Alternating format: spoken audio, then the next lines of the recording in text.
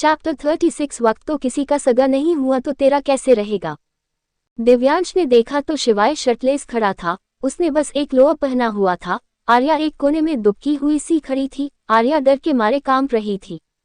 दृष्टि शिवाय के पैरों में गिर गई और उसने शिवाय के पैरों को पकड़ लिया। दृष्टि ने गिड़गिड़ाते हुए कहा, अंडस्को, शिवाय मेरी बहन को छोड़ दो, प्लीज मेरी बहन को छोड़ दो, मैं तुम्हारे हाथ जोड़ती हूँ, तुम्हें जो भी करना है मेरे साथ कर लो।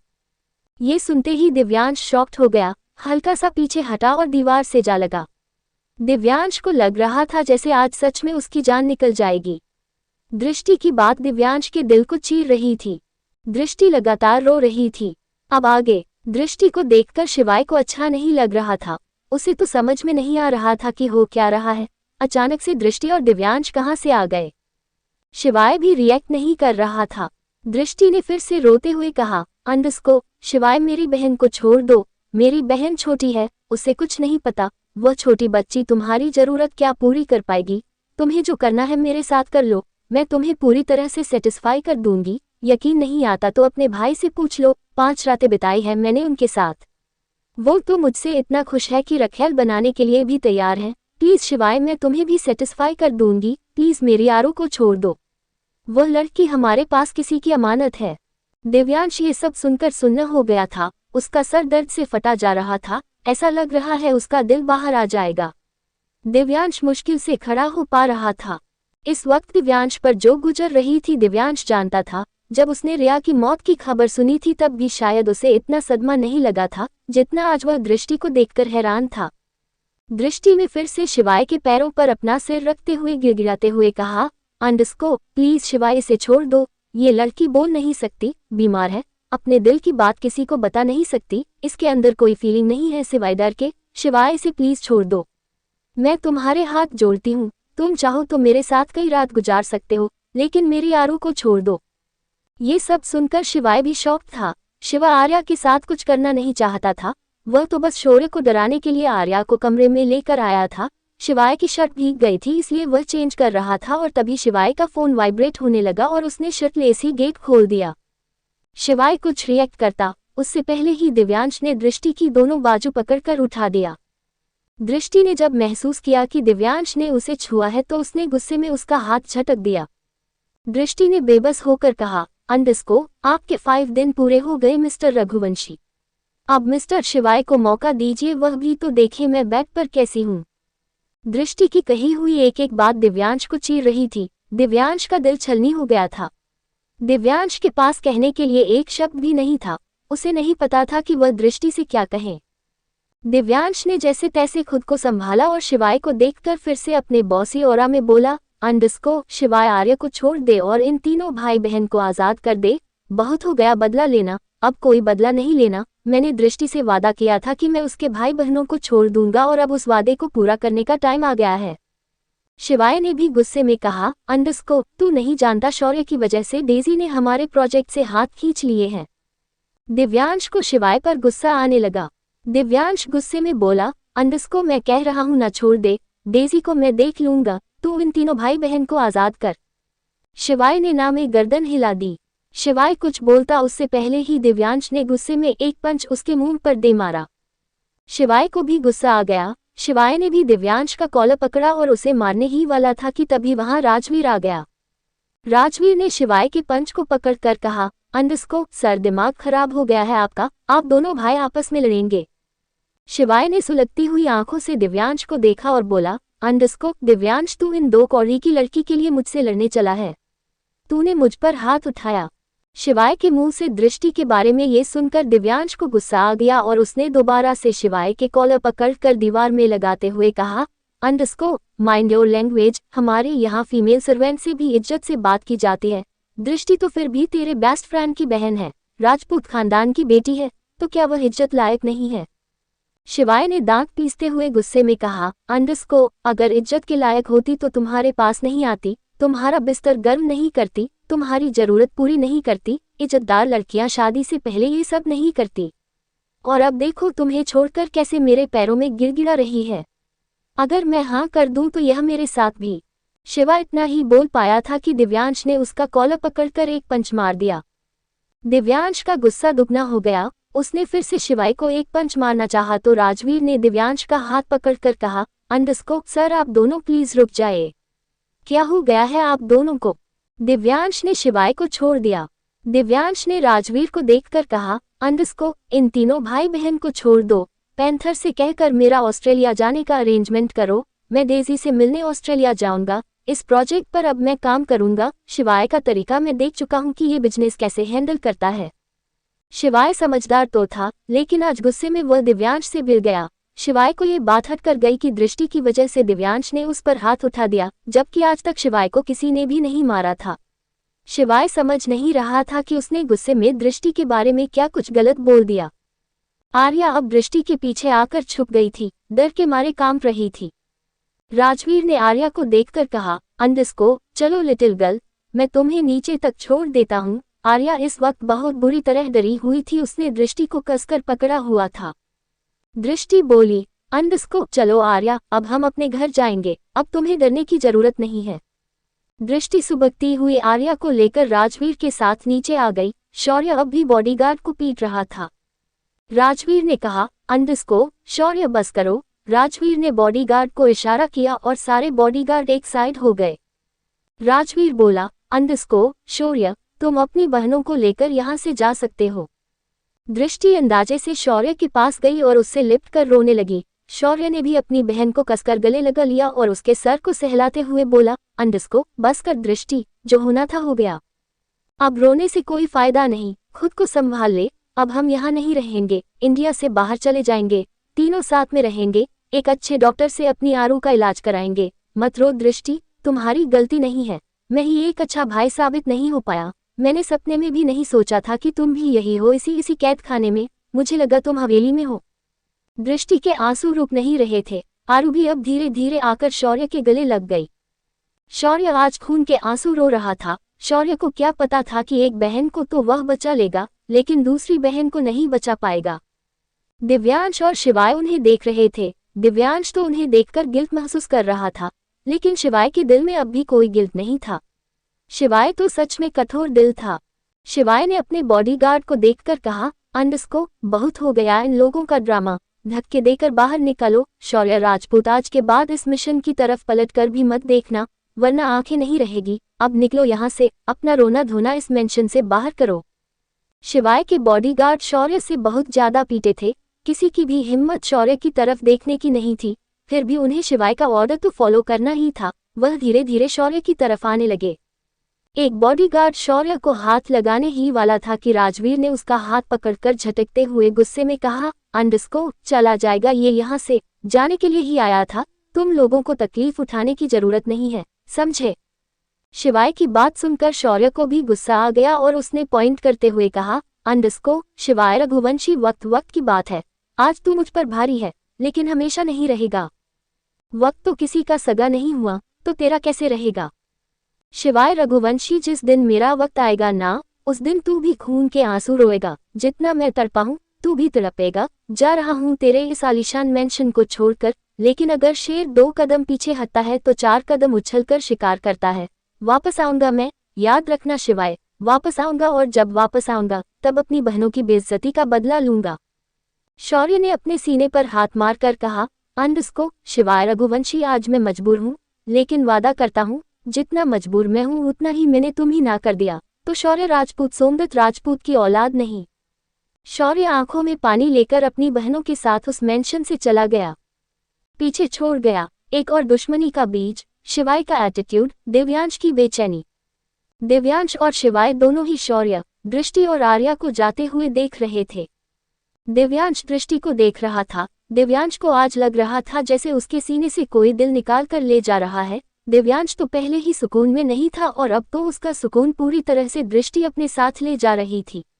दिव्यांश नहीं जानता था कि वह दृष्टि के बिना कैसे रहेगा, कब तक इस पश्चाताप की आग में जलेगा। शिवाय इस वक्त बहुत गुस्से में था। उन तीनों के जाने से शिवाय को बिल्कुल भी बुरा नहीं लग रहा था। शिवाय इस वक्त गुस्से में था, इसलिए कुछ भी समझ नहीं रहा था, लेकिन जब उसका गुस्सा शांत होगा तब क्या होगा। तीनों भाई बहन एक दूसरे को संभालते हुए मेंशन से बाहर आ गए। यह 5 दिन तीनों भाई बहन ने कैसे निकाले थे वही जानते थे। मेंशन के बाहर उन तीनों को एक आदमी देख रहा था। उस आदमी ने फोन निकाला और किसी को फोन करके कहा, सर, वह तीनों भाई बहन यहाँ से जिंदा निकल गए, शिवाय रघुवंशी ने उन तीनों को माफ कर दिया। उस आदमी को दूसरी तरफ से कुछ इंस्ट्रक्शन दी। उस आदमी ने कहा, ओके सर, काम हो जाएगा। मिशन में दिव्यांश गुस्से से शिवाय को देख रहा था और शिवाय भी गुस्से में दिव्यांश को देख रहा था। उन दोनों के बीच बचपन से लेकर आज तक कभी कोई लड़ाई नहीं हुई, ये पहली बार था जब दोनों ने लड़ाई की थी। दिव्यांश ने गुस्से में शिवाय को देखा और अपने पोर्शन की तरफ चला गया। शिवाय भी पैर पटक कर अपने कमरे में आ गया। शिवाय ने सीधा बियर की बोतल ली और मुंह में लगाकर एक झटके में ही सारी खत्म कर दी। पुश्तैनी हवेली। हर्षवर्धन ने आज व्हाइट टी शर्ट और ब्लैक कलर की जीन्स पहनी हुई थी, आंखों पर चश्मा। हर्षवर्धन को कोई देखकर बता भी नहीं सकता था कि वह एक 3 साल की बेटी का बाप भी है। शिवाय दिव्यांश से सामने खड़ा कर दे तो उनका बड़ा भाई लगता था, चाचू तो किसी एंगल से नहीं लगता था। 4-5 का क्या करूंगी? दिव्यांश ने गुस्से में शिवाय को देखा और अपने पोर्शन की तरफ चला गया। शिवाय भी पैर पटक कर अपने कमरे में आ गया। शिवाय ने सीधा बियर की बोतल ली और मुंह में लगाकर एक झटके में ही सारी खत्म कर दी। पुश्तैनी हवेली। हर्षवर्धन ने आज व्हाइट टी शर्ट और ब्लैक कलर की जीन्स पहनी हुई थी, आंखों पर चश्मा। हर्षवर्धन को कोई देखकर बता भी नहीं सकता था कि वह एक 3 साल की बेटी का बाप भी है। शिवाय दिव्यांश से सामने खड़ा कर दे तो उनका बड़ा भाई लगता था, चाचू तो किसी एंगल से नहीं लगता था। अब आगे। हर्षवर्धन ने टेबल से फोन उठाते हुए कहा, काका, मैंने चौधरी साहब के बाग खरीद लिए हैं, उन्हीं को देखने जा रहा हूँ। 2 घंटे में आ जाऊंगा। पीहू का ध्यान रखना, अगर परेशान करेगी तो फोन कर देना। काका ने हर्षवर्धन को देखकर नजर उतारते हुए कहा, आज तो बहुत स्मार्ट लग रहे हो, ध्यान से जाना, कहीं तुम पर ईर की नजर न पड़ जाए और तुम रांझा न बन जाओ। हर्षवर्धन ने एक मीठी मुस्कान के साथ ना में गर्दन हिलाई और हवेली से बाहर जाने लगा। काका ने पीछे से टोकते हुए कहा, बेटा, हीर भी कभी कभी आम तोड़ने उस बाग में चली जाती है। हीर से मुलाकात हो जाए तो अपने दिल की बात बता मत देना, उस मासूम सी बच्ची को परेशान मत करना। उसे इस प्यार व्यार के बारे में ज्यादा नहीं पता, पूजा पाठ के बारे में ज्यादा पता है। हो सके तो उसे एक भजन सुना देना, खुश हो जाएगी। हीर का नाम सुनकर ऑटोमेटिक ही हर्षवर्धन के चेहरे पर मुस्कान आ जाती थी। हर्षवर्धन ने बिना पलटे कहा, काका बस कीजिए, जाने दीजिए मुझे। हर्षवर्धन हवेली से बाहर चला गया। उसने एक नज़र चौधरी साहब के घर को देखा, फिर जीप स्टार्ट करके बाग की तरफ जाने लगा। हर्षवर्धन जीप चला रहा था, लेकिन उसके मन में कहीं ना कहीं हीर को देखने की इच्छा उत्पन्न हो गई थी। हर्षवर्धन का दिल कह रहा था कि काश आज सच में हीर से मुलाकात हो जाए। करीब आधे घंटे बाद हर्षवर्धन अपने खेतों में पहुंच गया। हर्षवर्धन जीप से उतरा और खेतों की ओर गया। वहां हर्षवर्धन का मैनेजर और गांव का सरपंच इंतजार कर रहे थे। तीनों आपस में किसी डील को लेकर बातें करने लगे। थोड़ी देर बात करने के बाद हर्षवर्धन का मैनेजर और गांव का सरपंच जाने लगे तो हर्षवर्धन ने सरपंच को रोकते हुए पूछा, चौधरी साहब के बाग किस तरफ हैं? जो मैंने अभी खरीदे हैं। सरपंच ने एक रास्ते की तरफ इशारा करते हुए कहा, रघुवंशी साहब, ये खेत पार करने के बाद ही चौधरी साहब के आम के बाग आ जाएंगे। हर्षवर्धन ने हाँ में गर्दन हिला दी और बाग की तरफ ना चाहते हुए भी चल दिया। हर्षवर्धन खुद नहीं जानता था कि वह क्यों जाना चाहता है, शायद इसी उम्मीद में कि उसे आज हीर मिल जाएगी। करीब 10 मिनट चलने के बाद हर्षवर्धन बाग में पहुंच गया। हर्षवर्धन इतनी बेचैनी से बाग में नजर घुमा रहा था जैसे उसने हीर को मिलने का टाइम दिया हो। हर्षवर्धन को खुद अपने ऊपर हंसी आ रही थी कि वह कैसे टीनएज बॉय की तरह हीर का वेट कर रहा है, जबकि उसे ये भी नहीं पता हीर आएगी भी या नहीं। आज तो हर्षवर्धन के चेहरे की मुस्कान टूटी नहीं रही थी। हर्षवर्धन को बार बार हीर का टकराना याद आ रहा था। करीब 1 घंटा धूप में वेट करने के बाद हर्षवर्धन ने सोचा कि वह बेकार ही हीर का वेट कर रहा है, हीर नहीं आएगी। हर्षवर्धन वहां से जाने के लिए पलट गया। हर्षवर्धन 2 ही कदम चला था कि वह रुक गया। हर्षवर्धन ने एक मुस्कान के साथ पलटकर देखा तो एक पेड़ के पास व्हाइट कलर का दुपट्टा हल्का सा उड़ रहा था। हर्षवर्धन के चेहरे पर एक मुस्कान आ गई। विराज मैंशन। विराज सोफे पर बैठा था, वीरा भी उसके पास सोफे पर ही बैठी थी। वीरा ने अपनी गोद में विराज का एक पैर रखा हुआ था और उस पर अच्छे से दवाई लगाकर उसकी मसाज कर रही थी। वीरा बहुत डेडिकेशन और ध्यान से विराज के पैर पर मालिश कर रही थी। वीरा बारी बारी से दोनों पैरों को अपनी गोदी में रखती और पंजों से लेकर घुटनों तक उसकी मालिश करती। करीब 1 घंटे बाद विराज ने कहा, बस करो वीरा, तुम्हारे हाथ दुख जाएंगे। वीरा ने मुस्कुरा कर कहा, अरे नहीं सर, मेरे हाथ नहीं दुखते, मुझे इन हाथों से काम करने की आदत है। ये तो फिर भी कितना आसान काम है, बैठे बैठे पैरों की मालिश ही तो करनी है। विराज ने पूछा, अंडस्को तुम्हारा कोई बॉयफ्रेंड है? वीरा को विराज की बात पर हंसी आ गई। वीरा जोर जोर से हंसने लगी। विराज ने हैरानी से कहा, अंडस्को ऐसा मैंने क्या पूछ लिया जो तुम इतना हंस रही हो? वीरा ने अपने हंसी कंट्रोल की ओर बोली, अंडस्को सर आपको मुझे देखकर लगता है मेरा कोई बॉयफ्रेंड होगा। विराज बोला, अंडस्को क्यों, तुम खूबसूरत हो, एजुकेटेड हो, तुम्हारा बॉयफ्रेंड क्यों नहीं हो सकता? जब मैंने तुम्हें देखा था मुझे लगा तुम्हारे 4-5 बॉयफ्रेंड होंगे। विराज की बात सुनकर वीरा की आंखें बड़ी हो गई। वीरा ने विराज की तरफ देखकर हैरानी से कहा, अंडस्को 4-5 नहीं। नहीं सर, मुझे तो बस एक ही चाहिए जिससे मैं अपने दिल की बात कर सकूं। 4-5 का क्या करूंगी, मुझे क्या बॉयफ्रेंड की सेल लगानी है? विराज ने कहा, अंडस्को मतलब तुम्हारा कोई बॉयफ्रेंड नहीं है? वीरा ने मासूमियत से ना में गर्दन हिला दी। विराज ने फिर पूछा, अंडस्को क्यों, तुम्हें आज तक कभी किसी ने प्रपोज नहीं किया? वीरा को अब विराज के सामने शर्माने लगी। वीरा ने अपनी नज़र झुकाकर पैरों पर मालिश करते हुए कहा, अंडस्को सर प्रपोज तो बहुत लोगों ने किया है, पर ऐसे नहीं जैसे आप पूछ रहे हैं। तो कैसे किया है? विराज ने जिज्ञासा के साथ पूछा। वीरा ने विराज के पैरों पर हाथ फेरते हुए नम आंखों से कहा, अंडस्को सब बिस्तर पर बुलाते हैं, दिल में कोई नहीं बुलाता। सब कहते हैं कि मेरे साथ एक रात गुजार लो, इतने पैसे दूंगा उतने पैसे दूंगा। जब शिवाय सर मिले थे तब भी मैं किसी अंकल के साथ ही थी। उसने मुझसे झूठ बोला कि बस पार्टी में चलने के 20,000 रुपए देगा, फिर पार्टी में जाकर मेरे साथ बदतमीजी करने लगा। मैंने तो गुस्से में उसका सिर फोड़ दिया, लेकिन शिवाय सर ने मुझे बचा लिया। वीरा ने ये सारी बात बिना विराज की तरफ देखे बोल दी। वीरा की आंखों से एक आंसू विराज के पैर पर गिर गया, जिसे वीरा ने जल्दी से साफ कर दिया। लेकिन विराज को महसूस हो गया कि वीरा रो रही है। विराज को समझ नहीं आ रहा था कि वह वीरा को क्या कहे, क्या कहकर उसे दिलासा दे, क्या कहकर उसे तसल्ली दे। तभी दीनू काका वहां आ गए। दीनू काका ने कॉफी के कप टेबल पर रखते हुए कहा, अंडस्को बिटिया इसमें बुरा मानने वाली क्या बात है, तुम्हारे लिए तो कोई देवता ही आएगा। देवता सुनकर कर वीरा ने अपने आंसू साफ किया और हंसने लगी। विराज की बड़ी हैरानी हुई कि जो लड़की अभी ऐसे रो रही थी वह अचानक से हंसने लगी। विराज ने फिर से जिज्ञासा के साथ पूछा, अंडस्को क्या बात है, अभी तो तुम्हारी आंखें नम थी और अभी तुम मुस्कुरा रही हो। तो क्या दुख को पकड़कर बैठ जाओ, मैंने तो अपनी जिंदगी में पता नहीं क्या कुछ झेला है, इस मुस्कुराहट के सहारे ही तो सब कुछ झेल लिया। मेरी जगह कोई और होती सच कहती हूँ कब की सुसाइड कर लेती, लेकिन मैंने सुसाइड नहीं किया, मैं अपनी प्रॉब्लम से लड़ी, मैंने फाइट बैक किया। वीरा ने अगले की पल पंच बना दिया और हवा में पंच मारती हुई बोली, अंडस्को विराज सर मैंने अपनी प्रॉब्लम को ऐसे पंच मार मार कर भगा दिया, लेकिन प्रॉब्लम भी इतनी ढीठ है, हमेशा आ जाती है, मैं हमेशा उन्हें मार कर भगा देती हूँ, वह फिर से आ जाती है। दीनू काका ने भी हंसते हुए कहा, अंडस्को देखा विराज बेटा तुमसे कितनी छोटी है, फिर भी अपनी प्रॉब्लम से लड़ रही है, तुम्हारे पास तो वह भी है ना जिसे पहनकर डिशूम डिशूम करते हैं, तुम भी वह पहनकर वीरा बिटिया की तरह डिशूम डिशूम करो और अपनी समस्या को भगा दो। दीनू काका की बात पर वीरा और विराज दोनों हंसने लगे। विराज कॉफी का कप उठाते हुए बोला, अंडस्को काका आप और वीरा के साथ रहा ना, तो लगता है 2 महीने में ही चलने लगूंगा।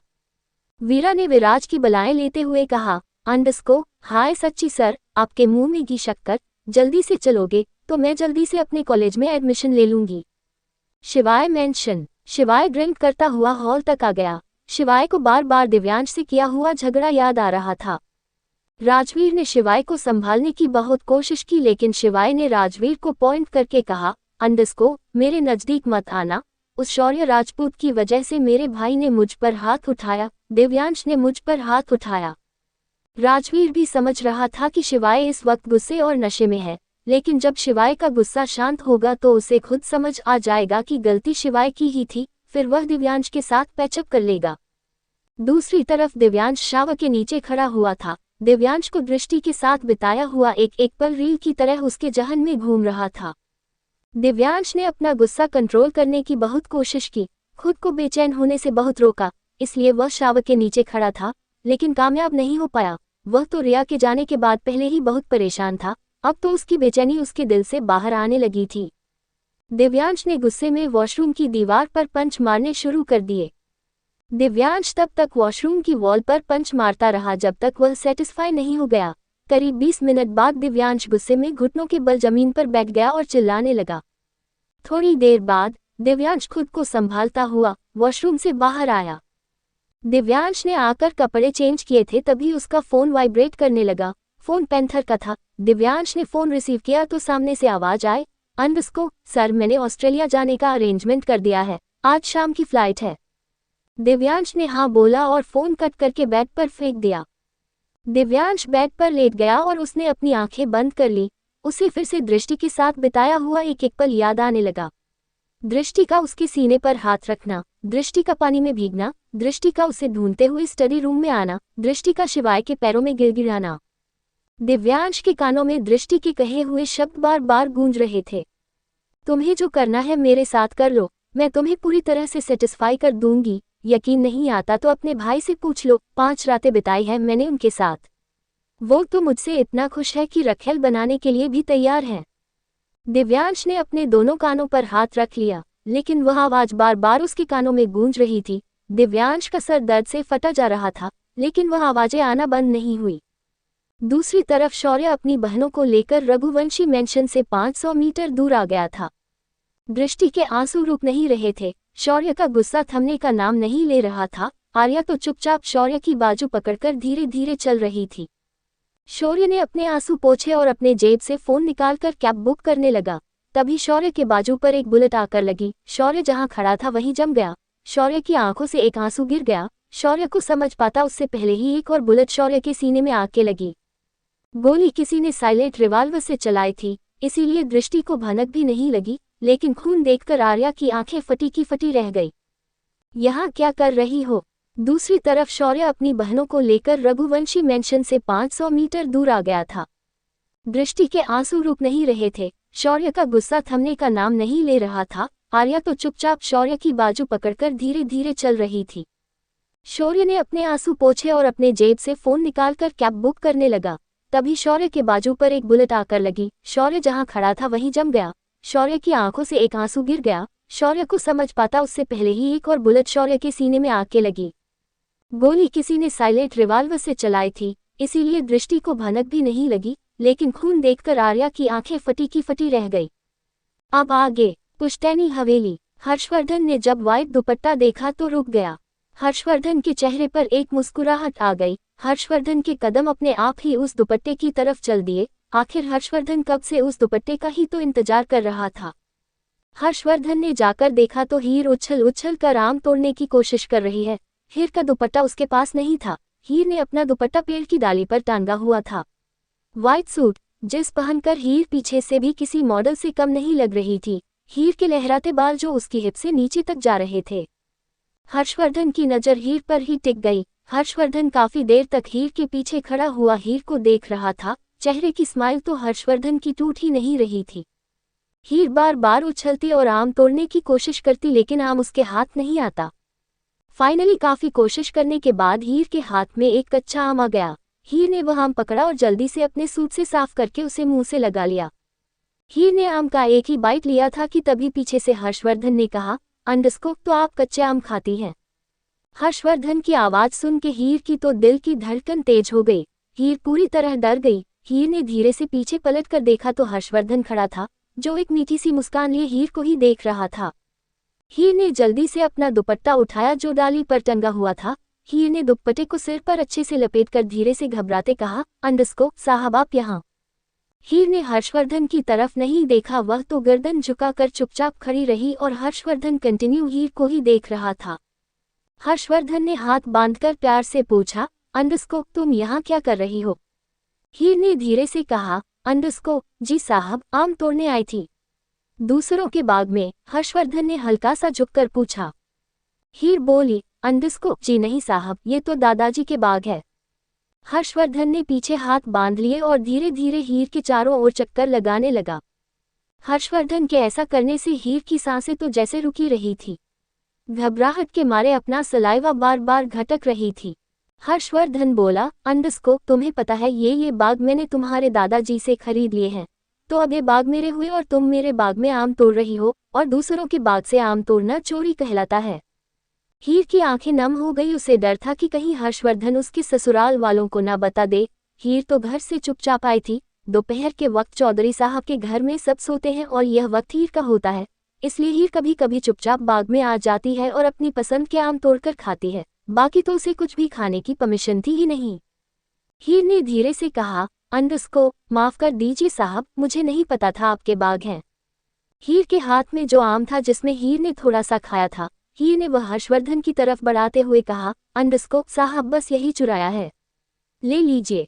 हर्षवर्धन ने हीर के हाथ से आम ले लिया। हीर जाने लगी। हर्षवर्धन उसे जाता हुआ देख रहा था।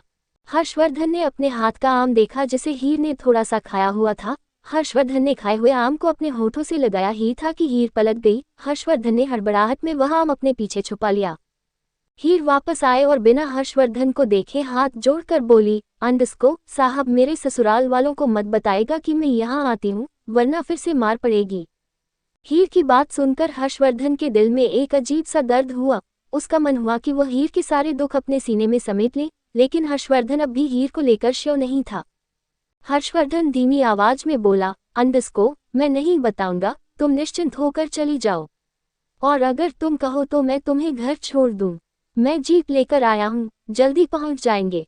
नहीं नहीं साहब, आप मत छोड़िए, वरना मेरे ससुराल वाले और गुस्सा करेंगे। मैं खुद चली जाऊंगी, आप बस उन्हें कुछ बताएगा मत। मैं बिना बताए यहाँ आती हूँ। हर्षवर्धन बोला, अंडस्को ठीक है, नहीं बताऊंगा। हीर वापस जाने के लिए पलटी, फिर कुछ सोचकर दोबारा हर्षवर्धन की तरफ पलट गई और फिर से हाथ जोड़कर बोली, अंडस्को साहब, आम को फेंक दीजिएगा, उसे मैंने छुआ है, और घर जाकर गंगाजल से स्नान कर लीजिएगा, आप शुद्ध हो जाओगे। हर्षवर्धन ने हैरानी से पूछा, अंडस्को, शुद्ध हो जाऊंगा मतलब? आपने मेरा छुआ हुआ आम छुआ है इसलिए आप अशुद्ध हो गए? हीर ने बिना देखे हर्षवर्धन से कहा। हर्षवर्धन का दिमाग अब हीर की बातों से खराब होने लगा। हर्षवर्धन ने थोड़ा गुस्से से पूछा, अंडस्को, कौन सी दुनिया में रहती हो? किसी के कुछ भी छूने से इंसान अशुद्ध नहीं होता। हीर धीरे से बोली, अंडस्को, सब यही कहते हैं, मैं जिस चीज को छूती हूँ वह अशुद्ध हो जाती है। हर्षवर्धन समझ गया कि इतने सालों में अपने बारे में उल्टा सीधा सुनकर हीर ने भी मान लिया है कि वह अपशगुनी है। हर्षवर्धन बोला, अंडस्को, और अगर मैं शुद्ध ना हो तो क्या होगा? हीर बोली, अंडस्को, तो आपका नुकसान होगा या आप बीमार पड़ जाओगे, इसीलिए आप आम को फेंक दीजिएगा, घर जाकर स्नान कर लीजिएगा।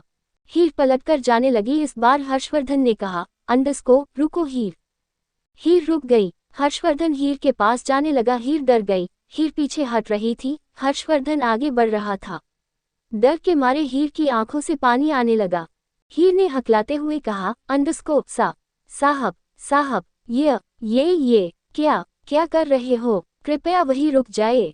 हर्षवर्धन नहीं रुका। हर्षवर्धन हीर के बिल्कुल करीब जाने लगा। डर के मारे हीर पीछे होती रही और पेड़ से जा लगी। हीर को देखकर लग रहा था कि वह इस वक्त हर्षवर्धन से कितना डर रही है। हीर के अंदर तो हर्षवर्धन की तरफ देखने की हिम्मत भी नहीं थी। हर्षवर्धन बिल्कुल हीर के करीब आ गया। हीर ने अपना चेहरा उठाकर एक बार भी हर्षवर्धन की तरफ नहीं देखा, बल्कि उसकी आंखों में आंसू गाल पर लुढ़क गए। वहीं दूसरी तरफ शौर्य धड़ाम से जमीन पर गिर पड़ा। गिरने की आवाज से दृष्टि डर गई। दृष्टि ने अंदाजे से साथ लगाया तो उसे शौर्य कहीं महसूस नहीं हुआ। दृष्टि ने डर से पूछा, अंडस्को, शौर्य भैया क्या हुआ है? भैया आप कहाँ हो? दृष्टि ने अपने पैर के पास कुछ गिला गिला सा महसूस किया। दृष्टि जमीन पर बैठ गई तो उसने हाथ लगाकर अंदाजे से महसूस किया कि शौर्य जमीन पर पड़ा हुआ है। दृष्टि डर गई। दृष्टि शौर्य के चेहरे के पास गई और शौर्य का चेहरा अपनी गोद में रख लिया। दृष्टि शौर्य के सीने पर हाथ फेरकर डरते हुए बोली, अंडस्को, क्या हुआ शौर्य भैया? शौर्य भैया तुम गिर गए। दृष्टि ने अगले पर ही महसूस कर लिया कि शौर्य के सीने से खून निकल रहा है। दृष्टि चिल्ला पड़ी। दृष्टि ने जोर जोर से आवाज लगाना शुरू कर दिया, अंडस्को, कोई है, प्लीज हमारी हेल्प कर दो, प्लीज मेरे भाई को हॉस्पिटल लेकर चलो, प्लीज कोई मदद कर दो। दृष्टि ने खुद को संभालते हुए आर्या से पूछा, अंडस्को, आरू तुम कहाँ हो? आरू, किसी से हेल्प लो। लेकिन आर्या वहां नहीं थी। आर्या ने जैसे ही शौर्य को खून में लथपथ देखा, वह उल्टे पांव भागते हुए रघुवंशी मेंशन जा रही थी। दृष्टि की हालत इस वक्त बहुत खराब थी। दृष्टि लगातार सड़क पर बैठी हुई चिल्ला रही थी, कोई मदद कर दो, प्लीज कोई मेरे भाई की मदद कर दो। शौर्य के चेहरे को गोद में लिए हुई शौर्य के गालों पर थपथपा रही थी। शौर्य के सीने से निकलता हुआ खून दृष्टि की जान निकाल रहा था। दूसरी तरफ आर्या बेसुध सी भागी जा रही थी। आर्या की आंखों में एक भी आंसू नहीं था, लेकिन उसे इतनी समझ थी कि इस वक्त उसके भाई को किसी की हेल्प चाहिए। आर्या भागती रही, भागती हुई रघुवंशी मेंशन के मेन गेट पर आ गई। गेट पर बॉडीगार्ड था। बॉडीगार्ड ने आर्या को अंदर जाने से रोक लिया। आर्या बोल नहीं सकती थी। उसने बॉडीगार्ड के सामने हाथ जोड़ लिए। बॉडीगार्ड थोड़ा नर्म दिल का था। बॉडीगार्ड बोला, अंडस्को, आप अंदर नहीं जा सकती, समझने की कोशिश कीजिए। अगर आप अंदर जाएंगी तो सर आपको फिर से बेइज्जत करके निकाल देंगे। लेकिन आर्या का गिड़गिड़ाना बंद नहीं हुआ। वह बॉडीगार्ड के पैरों में बैठ गई, हाथ जोड़ते हुए उसे उम्मीद भरी नजरों से देखने लगी। बॉडीगार्ड का दिल पिघल गया और उसने आर्या को अंदर जाने की परमिशन दे दी। आर्या भागती हुई मेंशन के हॉल में पहुंची, जहां शिवाय ड्रिंक कर रहा था। शिवाय इस वक्त बहुत गुस्से में था। आर्या तो जानती भी नहीं थी, अगर वह इस वक्त शिवाय के सामने गई तो शिवाय उसका क्या करेगा। आर्या इस बात की परवाह किए बिना सीधा शिवाय के सामने गई और शिवाय का हाथ पकड़कर खींचने लगी। शिवाय ने आंख उठाकर आर्या को देखा तो उसका गुस्सा दुगना हो गया। उसने आर्या की बाजू पकड़कर उसे धक्का दे दिया और गुस्से में बोला, अंडस्को, किसने इसे अंदर आने की परमिशन दी? क्या सोचकर वापस आए हो? क्या तुम्हें भी अपनी बहन की तरह मेरे साथ रातें गुजारनी है? शिवाय ने जब आर्या को धक्का दिया था तो उसका सिर टेबल पर जा लगा और उसके सर से खून आने लगा, लेकिन आर्या को अपनी चोट की बिल्कुल भी परवाह नहीं थी। आर्या फिर से उठी और शिवाय का हाथ पकड़कर खींचने लगी। शिवाय को गुस्सा आ गया और उसने आर्या के जबड़े को पकड़ते हुए गुस्से में बोला, अंडस्को, तुम्हें समझ नहीं आता, जाओ यहाँ से और दोबारा अपनी महानुष शक्ल मुझे मत दिखाना। इतना कहकर शिवाय ने फिर से आर्या को धक्का दे दिया और आर्या फिर से जमीन पर धड़ाम से गिर पड़ी। शिवाय सोफे पर बैठ गया और फिर से ड्रिंक करने लगा। आर्या इस बार खड़ी हुई है और शिवाय के पैरों के पास बैठ गई। आर्या को कुछ समझ नहीं आ रहा था कि वह क्या करे। आर्या ने शिवाय का पैर पकड़ा और अपनी गोद में रखकर अपनी कमीज की बाजू से उसके जूते साफ करने लगी। जितनी आर्या को समझ थी, उस हिसाब से उसे यही लगा कि अगर वह शौर्य की तरह शिवाय के जूते साफ करेगी तो शिवाय उसकी बात मान लेगा। शिवाय को फिर से गुस्सा आ गया। उसने फिर से आर्या की बाजू पकड़ी और उसे झटकते हुए कहा, अंडस्को, क्या कर रही हो? निकलो यहाँ से। तुम्हारा भाई बहुत अकड़ के साथ तुम्हें लेकर गया था ना, तो जाओ अपने भाई के पास। वापस क्यों आए हो? जाओ यहाँ से, इससे पहले कि मेरा दिमाग खराब हो जाए, मैं तुम्हारे साथ कुछ गलत कर दूं। जाओ यहाँ से। आर्या फिर से उठी और शिवाय का हाथ पकड़कर उसे सोफे से उठाने लगी। शिवाय को अब गुस्सा आ गया और उसने उठकर एक थप्पड़ आर्या को मार दिया। आर्या फिर से जमीन पर गिर पड़ी। आर्या उठी तो उसने देखा उसके सामने राजवीर खड़ा था। उन्होंने मुझे छुआ। शिवाय को फिर से गुस्सा आ गया। उसने फिर से आर्या की बाजू पकड़ी और उसे झटकते हुए कहा, अंडस्को, क्या कर रही हो? निकलो यहाँ से। तुम्हारा भाई बहुत अकड़ के साथ तुम्हें लेकर गया था ना, तो जाओ अपने भाई के पास। वापस क्यों आए हो? जाओ यहाँ से, इससे पहले कि मेरा दिमाग खराब हो जाए, मैं तुम्हारे साथ कुछ गलत कर दूं। जाओ यहाँ से। आर्या फिर से उठी और शिवाय का हाथ पकड़कर उसे सोफे से उठाने लगी। शिवाय को अब गुस्सा आ गया और उसने उठकर एक थप्पड़ आर्या को मार दिया। आर्या फिर से जमीन पर गिर पड़ी। आर्या उठी तो उसने देखा उसके सामने राजवीर खड़ा था। अब आगे राजवीर को इस वक्त शिवाय के बिहेवियर पर बहुत गुस्सा आ रहा था, लेकिन था तो वह उसका नौकर ही, इसीलिए राजवीर ने अपना गुस्सा दबा लिया। राजवीर ने आर्या को उठाकर पूछा, अंडस्को, क्या हुआ लिटिल गर्ल? वापस क्यों आई? आर्या ने राजवीर का हाथ पकड़ा और मेंशन के बाहर जाने लगी। राजवीर आर्या के साथ साथ 4 कदम ही बाहर की तरफ चला था, तभी शिवाय ने उसे रोककर कहा, अंडस्को, राजवीर तुम मेरे नौकर हो, चुम हुई के नहीं, छुई मुई को बाहर निकालो और तुम अपने काम पर कंसंट्रेट करो। राजवीर ने अपना गुस्सा कंट्रोल किया और पलटकर कहा, अंडस्को, सर शायद लिटिल गर्ल हमें कुछ बताना चाहती है। शौर्य ने ड्रिंक का गिलास टेबल पर रखते हुए कहा, अंडस्को, तुम्हारी लिटिल गर्ल को जो भी बताना है अपने उस भाई को बताएगी, हमें नहीं। जितनी जल्दी हो सके इसे मेंशन से निकालो और अगर नहीं निकाल सकते तो तुम भी इसके साथ ही इस मिशन से निकल जाओ। राजवीर जैसे तैसे अपना गुस्सा दबा रहा था। बेशक राजवीर के चेहरे पर कोई भाव नहीं होते थे, लेकिन उसे शिवाय की हरकतों पर गुस्सा आ रहा था और वो उस गुस्से को दबा रहा था। दूसरी तरफ आर्या लगातार राजवीर का हाथ पकड़कर खींच रही थी। राजवीर ने फिर कहा, अंडस्को, सर एक बार देख लेते हैं कहाँ लेकर जा रही है। ऐसा तो नहीं शौर्य किसी मुसीबत में हो? राजवीर की बात सुनकर आर्या ने हाँ में गर्दन हिला दी। आर्या को देखकर राजवीर की आंखें बड़ी हो गई। राजवीर ने फिक्र करते हुए पूछा, अंडस्को क्या तुम्हारा भाई किसी मुसीबत में है? आर्या ने हाँ में गर्दन हिला दी। राजवीर ने शिवाय से कहा, अंडस्को सर प्लीज एक बार चल कर देखते हैं, शायद इसका भाई किसी बहुत बड़ी प्रॉब्लम में है। शिवाय ने गुस्से में टेबल से ड्रिंक की बोतल उठाए और जमीन पर फेंक दी। सारा कांच टूटकर जमीन पर बिखर गया। शिवाय बोला, अंडस्को वह किसी मुसीबत में होगा, वह अकेला मेरे सारे बॉडीगार्ड को पीट कर चला गया। बहुत ताकत है शौर्य राजपूत के बाजुओं में, वह किसी मुसीबत में नहीं होता, मुसीबत उसे से 10 फुट दूर चलती है।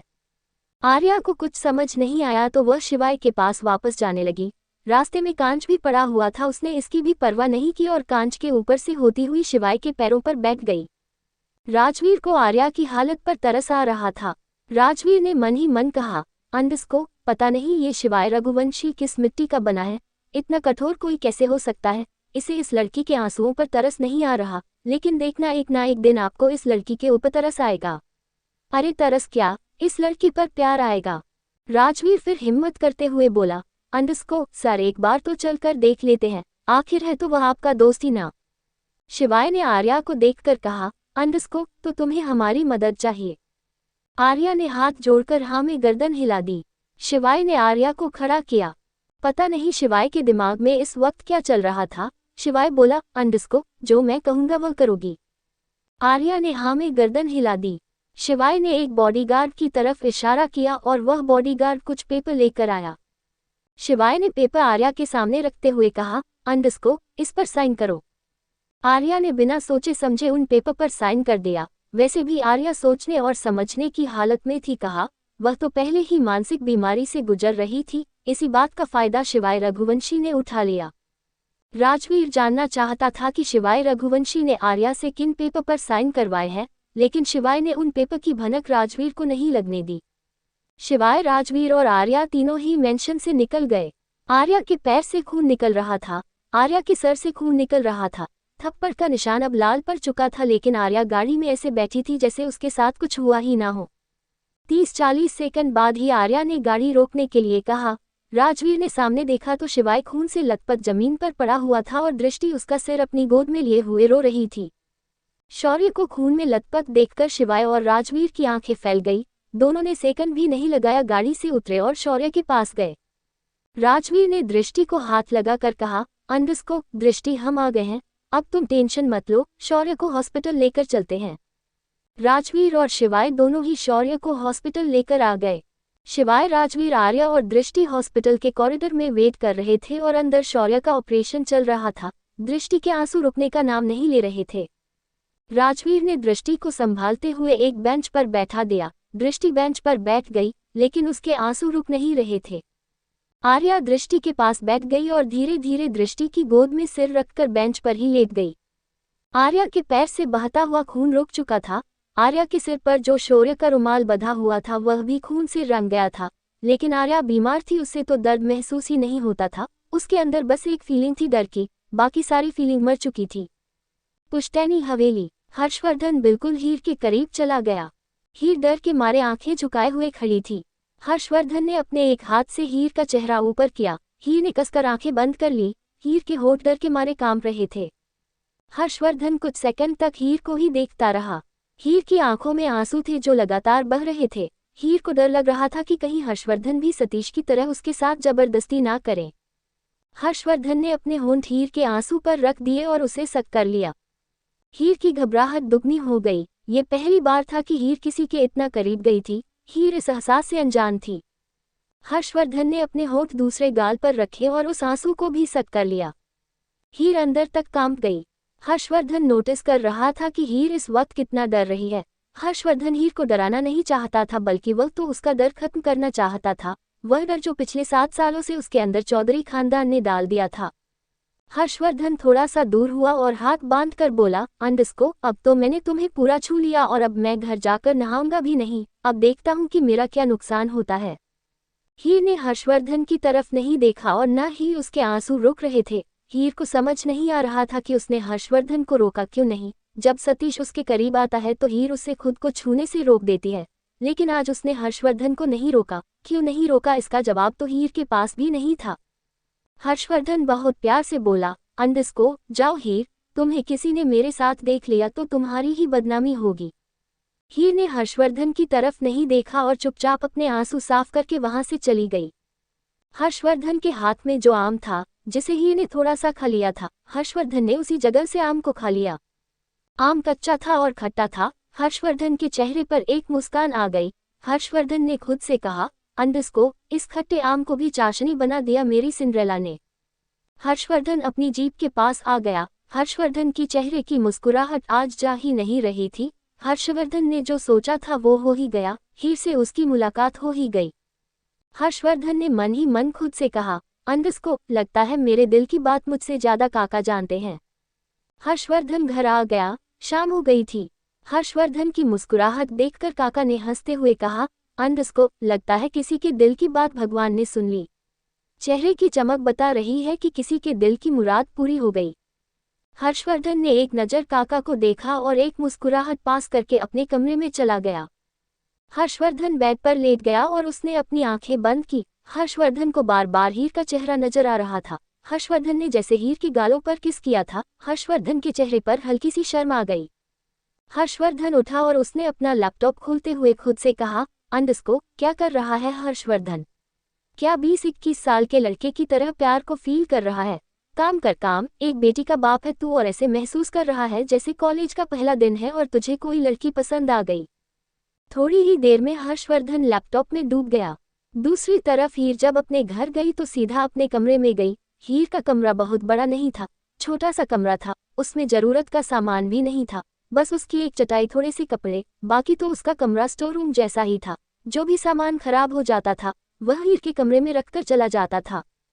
हीर ने अपने कमरे में छोटे से बाल गोपाल रखे थे। हीर से कोई बात नहीं करता था, इसीलिए हीर अपने दिल की सारी बात बाल गोपाल को बताती थी। हीर बाल गोपाल के सामने बैठ गई और नम आंखों से बोली, अंडस्को, आपको पता है गोविंद, आज मुझे वह सामने वाले साहब मिले थे, वही साहब जिनकी एक छोटी सी राजकुमारी है। उन्होंने मुझे छुआ। आप उन्हें सही सलामत रखना। मैंने उन्हें बहुत समझाया कि घर जाकर स्नान कर ले, वह शुद्ध हो जाएंगे, लेकिन वह माने ही नहीं। कृपया करके आप उन्हें बीमार मत करना, आगे से मैं कभी उनके पास नहीं जाऊंगी। दूसरी तरफ हॉस्पिटल में 2 घंटे बीत चुके थे। शिवाय, राजवीर, दृष्टि, आर्या चारों कॉरिडोर में डॉक्टर के ऑपरेशन थिएटर से निकलने का इंतजार कर रहे थे। दृष्टि तो मन ही मन भगवान से प्रार्थना कर रही थी कि उसके भाई को कुछ ना हो। आर्या दृष्टि की गोद में सिर रखकर सो चुकी थी। थोड़ी देर बाद दृष्टि ने आर्या को जगाने की कोशिश की, लेकिन आर्या नहीं जगी। दृष्टि ने आर्या को बार बार हिलाकर कहा, अंडस्को, आर्या उठ जा, क्या हुआ है? लेकिन आर्या नहीं जगी। वह चुपचाप बेसुध दृष्टि की गोद में सिर रखकर लेटी थी। अब दृष्टि को टेंशन होने लगी। दृष्टि ने घबराते हुए कहा, अंडस्को, आरू उठ जा, क्या हुआ? लेकिन आर्या ने रिएक्ट नहीं किया। दृष्टि ने घबराते हुए राजवीर से पूछा, अंडस्को, राजवीर, आर्या को क्या हुआ है? प्लीज एक बार देखो ना, यह उठ क्यों नहीं रही? इसे क्या हुआ है? राजवीर आर्या के पास आया। राजवीर आर्या को देखकर बोला, अंडस्को, पता नहीं, शायद बेहोश हो गई, मैं डॉक्टर को बुला कर लाता हूँ। राजवीर ने सेकंड भी नहीं लगाया और डॉक्टर को बुला लिया। डॉक्टर ने आर्या को चेक करके कहा, अंडस्को, प्लीज इन्हें जल्दी से एडमिट कीजिए, इनकी हालत तो बहुत नाजुक है। ये सुनकर शिवाय और ज्यादा हैरान हो गया। शिवाय का दिल धक धक करने, उनकी पल्स काम नहीं कर रही। दृष्टि ने घबराते हुए राजवीर से पूछा, अंडस्को, राजवीर, आर्या को क्या हुआ है? प्लीज एक बार देखो ना, यह उठ क्यों नहीं रही? इसे क्या हुआ है? राजवीर आर्या के पास आया। राजवीर आर्या को देखकर बोला, अंडस्को, पता नहीं, शायद बेहोश हो गई, मैं डॉक्टर को बुला कर लाता हूँ। राजवीर ने सेकंड भी नहीं लगाया और डॉक्टर को बुला लिया। डॉक्टर ने आर्या को चेक करके कहा, अंडस्को, प्लीज इन्हें जल्दी से एडमिट कीजिए, इनकी हालत तो बहुत नाजुक है। ये सुनकर शिवाय और ज्यादा हैरान हो गया। शिवाय का दिल धक धक करने लगा। अब आगे, राजवीर जैसे ही आर्या को गोद में उठाने वाला था, शिवाय ने उसका हाथ पकड़ लिया। राजवीर ने हैरानी से शिवाय को देखा, जैसे पूछना चाहता हो, इस हालत में भी आप अपनी दुश्मनी निभाएंगे? इस लड़की की हालत देखिए कितनी खराब है। शिवाय ने राजवीर का देखना इग्नोर किया और आरू को गोद में उठा लिया। राजवीर शिवाय की इस हरकत से और ज्यादा हैरान हो गया। राजवीर सोच रहा था, यह इंसान कभी कभी मुझे समझ में नहीं आता। शिवाय ने आरू को गोद में उठाया और हॉस्पिटल के वार्ड की तरफ ले जाने लगा। दृष्टि ने राजवीर से पूछा, अंडस को कहाँ लेकर जा रहे हैं मेरी आरू को? राजवीर बोला, अंडस को उसकी तबीयत ठीक नहीं है, वार्ड में शिफ्ट कर रहे हैं, तुम टेंशन मत लो, सब ठीक हो जाएगा।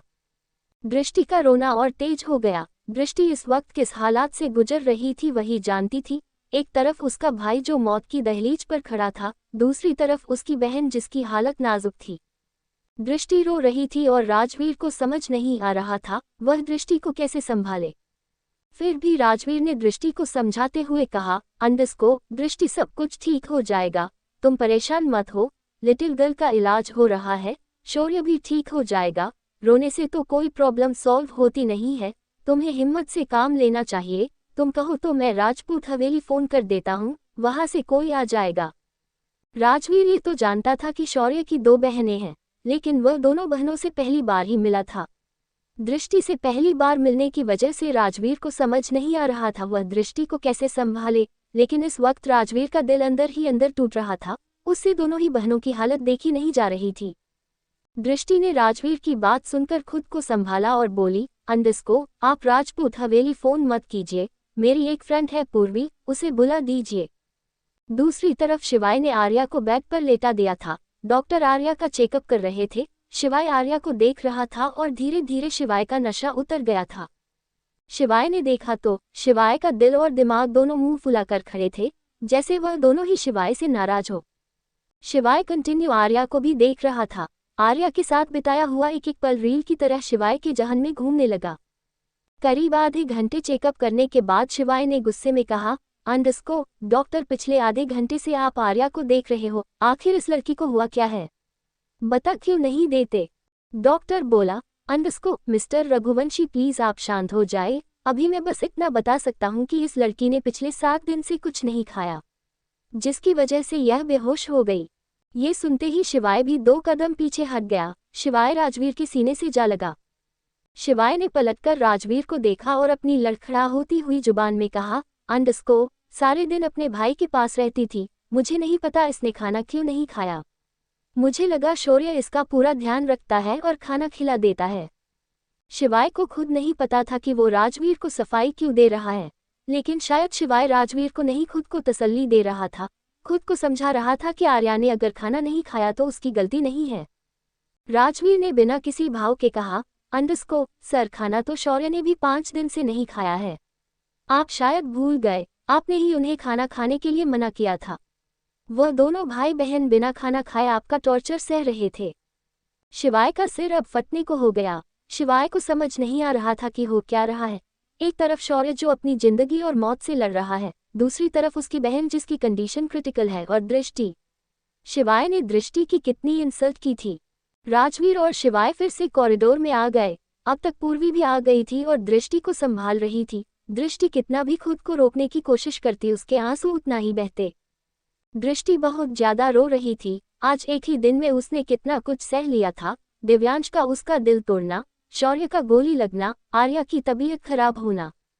दृष्टि मन ही मन सोच रही थी, काश मुझे भी कुछ हो जाए, मैं भी मर जाऊं, ऐसी जिंदगी से तो मौत बेहतर। मैं क्या आर्या को संभालूंगी, क्या शौर्य को दिलासा दूंगी? मैं तो खुद दूसरों पर एक बोझ हूँ, लेकिन इतनी सख्त जान हूँ, मौत भी नहीं आती।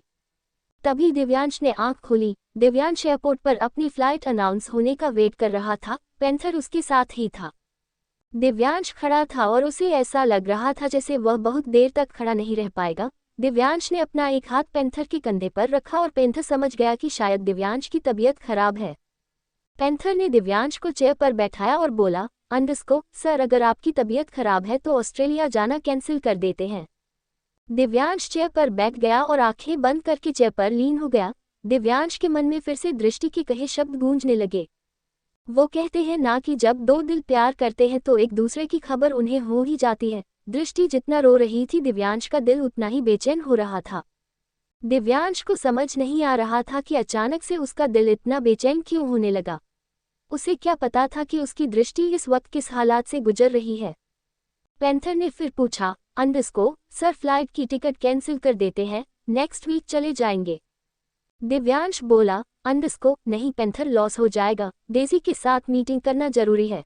पैंथर जाने का मन मेरा भी नहीं है, पता नहीं क्यों कदम आगे बढ़ना ही नहीं चाहते। लेकिन अगर नहीं गया तो चाचू को क्या जवाब दूंगा। चाचू बेकार शिवाय पर भड़क जाएंगे, हमारी कंपनी की रेपुटेशन खराब हो जाएगी। हम किसी को समझा नहीं पाएंगे कि डेजी ने इन्वेस्टमेंट वापस लेने का डिसीजन क्यों लिया। पैंथर ने दिव्यांश की बेचैनी देखते हुए दिव्यांश को पानी दिया। उसने मुश्किल से 2 ही घुट पानी पिया। थोड़ी देर में दिव्यांश की फ्लाइट अनाउंस हो गई है और दिव्यांश और पैंथर ऑस्ट्रेलिया के लिए निकल गए। दिव्यांश जितना आगे बढ़ता उसका दिल उतना ही उसे रोकने की कोशिश करता।